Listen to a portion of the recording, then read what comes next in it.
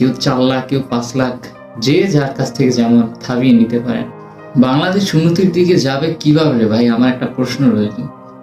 যেখানে আমরা সৌদি আরবে যারা প্রবাসী আছি তারা অনেকেই জানেন যে আপনার সৌদি কপিল যদি সে নিজে একটা ভিসা আপনাকে প্রোভাইড করে, তার কিন্তু ব্যক্তিগতভাবে খরচ হয় মাত্র ইকামা সহকারে 1.5 বছর ইকামা দেয়, কেউ 6 মাসের, কেউ 1 বছরে। ধরেন আপনার 6 মাসেরই দিল, সব মিলিয়ে তার খরচ হয়, একজন কপিলের খরচ হয় রিয়াল, ধরলাম 12,000 রিয়ালই লাগবে। কিন্তু আমরা বাঙালি, হুজুগে বাঙালি কি করি?